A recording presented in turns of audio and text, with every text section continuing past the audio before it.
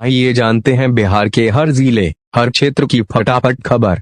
इस वीडियो में हम लोग जानेंगे किसानों का क्या फायदा होगा, महिलाओं को क्या मिलेगा और आम जनता को क्या क्या नई सुविधाएं मिलेंगी, वो भी सिर्फ 5 मिनट में।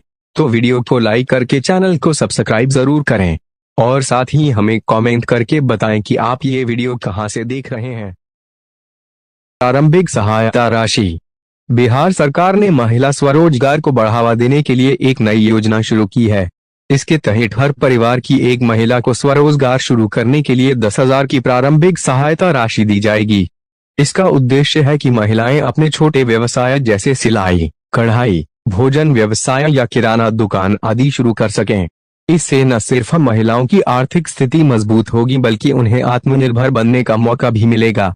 यह कदम महिलाओं के सशक्तिकरण की दिशा में बहुत अहम साबित होगा।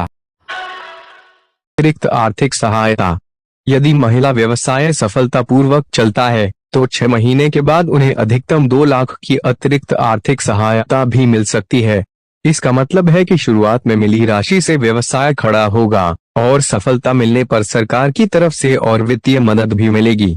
यह कदम महिलाओं को लंबे समय तक व्यापार चलाने और आर्थिक रूप से मजबूत बनाने के लिए उठाया गया है।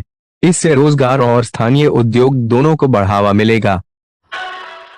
बिहार कृषि मोबाइल ऐप लॉन्च। बिहार सरकार ने बिहार कृषि नामक मोबाइल ऐप लॉन्च किया है। इस ऐप के जरिए किसान घर बैठे सरकारी कृषि योजनाओं की जानकारी ले सकते हैं। ऐप में आवेदन की स्थिति चेक करने की सुविधा है और किसान अपनी शिकायतें भी दर्ज कर सकते हैं। इससे किसानों को बार बार विभाग के दफ्तर जाने की जरूरत नहीं पड़ेगी। यह डिजिटल पहल बिहार में कृषि को और आधुनिक बनाने में मदद करेगी। किसान पासबुक सुविधा। इस ऐप में किसानों के लिए पासबुक जैसी सुविधा भी है। इससे किसान देख पाएंगे कि उन्हें कितनी अनुदान राशि मिली और किस योजना का लाभ मिला। उदाहरण के लिए, अगर किसी किसान को मुख्यमंत्री किसान सहायता योजना का लाभ मिला है तो वह इसे सीधे ऐप पर देख सकता है। इससे सरकारी योजनाओं में पारदर्शिता बढ़ेगी और किसानों को हर जानकारी आसानी से मिलेगी। फसल और कीट रोग जानकारी। किसानों के लिए ऐप में धान, गेहूं, मक्का, दलहन, तेलहन जैसी फसलों की जानकारी उपलब्ध होगी।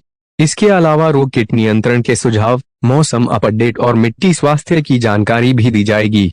उदाहरण के लिए, अगर धान की फसल में कीट लगने का खतरा है तो किसान तुरंत ऐप पर सुझाव देखकर उपाय कर सकता है।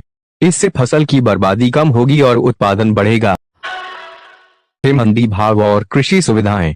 किसान अब मंडी भाव, कृषि विभाग और मंडी से जुड़ी संपर्क जानकारी और कोल्ड स्टोरेज जैसी सुविधाएं भी ऐप पर देख सकते हैं।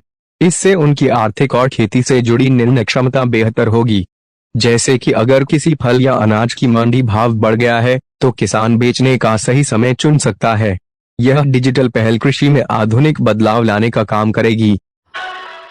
नेपाल की अशांति से व्यापार प्रभावित। नेपाल में हुई अशांति के कारण भारत नेपाल सीमा पर व्यापार प्रभावित हुआ है।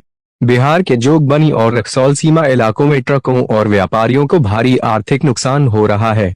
सीमा बंद होने की वजह से व्यापारिक वस्तुएं फंसी हुई हैं। इस वजह से स्थानीय व्यवसायों और लोगों की आय प्रभावित हो रही है। सरकार और प्रशासन इस समस्या का समाधान करने के लिए लगातार प्रयासरत हैं। महिला किसान पीएम किसान सम्मान निधि में शामिल। अब महिला किसान भी प्रधानमंत्री किसान सम्मान निधि की लाभार्थी सूची में शामिल की जा रही हैं। इसका मतलब है कि महिला किसान भी आर्थिक सहायता प्राप्त कर सकेंगी। इससे न केवल उनकी खेती में मदद होगी बल्कि महिला किसानों का आर्थिक सशक्तिकरण भी होगा। उदाहरण के लिए, अगर किसी महिला किसान के पास खेत है तो उसे सीधे लाभ राशि मिल सकेगी। पटना और गया में नए औद्योगिक क्षेत्र। पटना और गया में जल्द ही नए औद्योगिक क्षेत्र खुलने वाले हैं।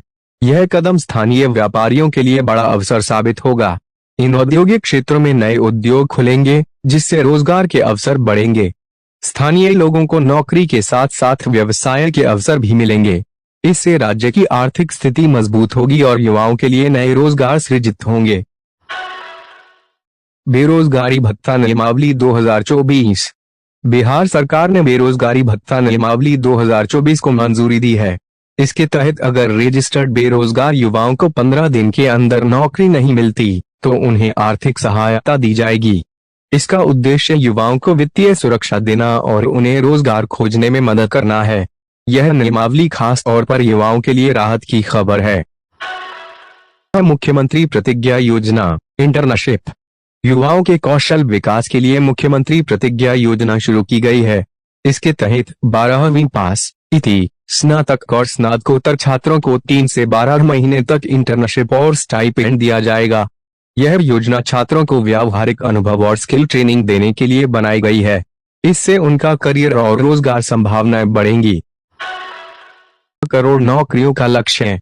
मुख्यमंत्री नीतीश कुमार ने घोषणा की है कि अगले 5 सालों में राज्य में युवाओं को 1 करोड़ नौकरियां और रोजगार के अवसर दिए जाएंगे। यह राज्य में बेरोजगारी कम करने और युवाओं को स्थायी रोजगार देने की दिशा में बड़ा कदम है।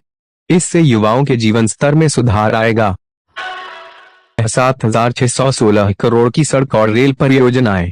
चुनावों से पहले बिहार के रोड और रेल इंफ्रास्ट्रक्चर को मजबूत करने के लिए केंद्र सरकार ने 7,616 करोड़ की परियोजनाएं मंजूर की हैं। इससे राज्य के सड़कों और रेल नेटवर्क में सुधार होगा और लोगों को बेहतर यातायात सुविधाएं मिलेंगी। इससे आर्थिक गतिविधियों को भी बढ़ावा मिलेगा। सरस मेला की शुरुआत।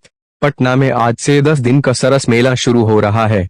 इसमें ग्रामीण हस्तशिल्प और स्थानीय उत्पादों की प्रदर्शनी होगी। यह मेला स्थानीय कारीगरों को अपने उत्पाद बेचने का अवसर देगा और पर्यटकों के लिए आकर्षण का केंद्र बनेगा। नेपाल बिहार सीमा पर हालात। नेपाल में कानून व्यवस्था बिगड़ने के कारण बिहार नेपाल सीमा के कई प्रवेश द्वार बंद किए गए हैं। इससे व्यापार और आवागमन प्रभावित हुआ है। प्रशासन सीमा पर सुरक्षा बढ़ा रहा है और स्थिति को नियंत्रित करने के लिए कदम उठा रहा है। तो ये थी आज इस बड़ी खबरें जो बिहार की शिक्षा, रोजगार, कृषि और विकास से जुड़ी हैं। उम्मीद है कि इन खबरों से आपको राज्य की बदलती तस्वीर की झलक मिली होगी। देखते रहिए हमारा खास बुलेटिन। नमस्कार।